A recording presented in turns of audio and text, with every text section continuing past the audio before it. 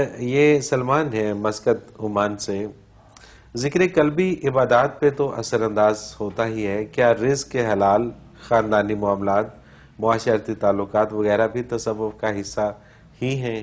میرے بھائی، ذکر قلبی شہنشاہ کے دربار میں پہنچا ہے، صحیح، بارگاہ رسالت میں، بارگاہ الہیہ میں وہاں بٹھا دیتے۔ آگے اللہ جانے آپ جانو، اللہ کا رسول جانے آپ جانو۔ سبحان اللہ۔ اور حیرت کی بات ہے کہ جب وہ مل جائیں تو پھر کیا چاہیے؟ ضرورت کیا ہے پھر؟ وہ کسی نے محمود غزنوی رحمۃ اللہ علیہ پہ سوال کیا کہ ایک چرواہا بکریاں چرا رہا تھا، آپ گزرے، آپ نے اسے ساتھ لے لیا، اب وہ ہم سب سے، ہمارے باپ دادا آپ کے والد کی غلامی میں لڑتے رہے، کہ شہید ہوئے، کو بچ گئے، آپ کی خدمت میں ہماری جانیں پیش ہیں، اس میں ایسی کون سی خصوصیت ہے کہ آپ نے اسے ہم سے بھی اول درجے پہ مسائل بنا رکھا؟ انہوں نے کہا تمہارا سوال مشکل ہے، تو ہفتے بھر میں جواب دے سکوں گا۔ صحیح، وہ بھی خوش چلا کہ میں نے بڑا تیر مارا ہے۔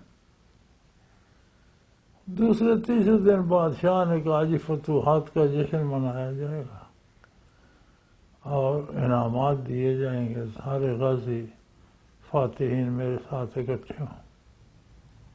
اس نے چارٹ لگا دیے، زمین مربع چاہیے، دولت چاہیے، گھوڑے تلواریں چاہیے، کیا چاہیے؟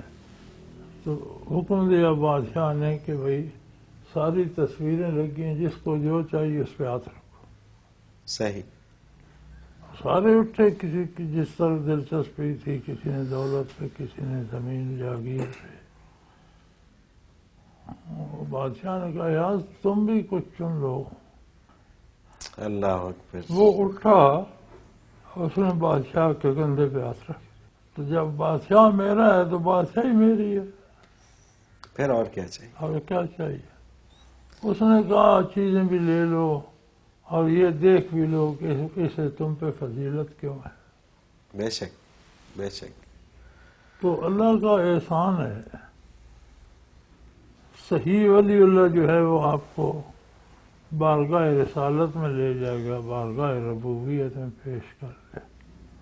آپ جانے، آپ کا رب جانے، آپ جانے، آپ کا رسول جانے، آپ کو راضی کس بات پہ ہیں، وہ آپ کو کیا عطا کرتے ہیں، یہ کوئی نہیں بتا سکتا۔ بالکل صحیح۔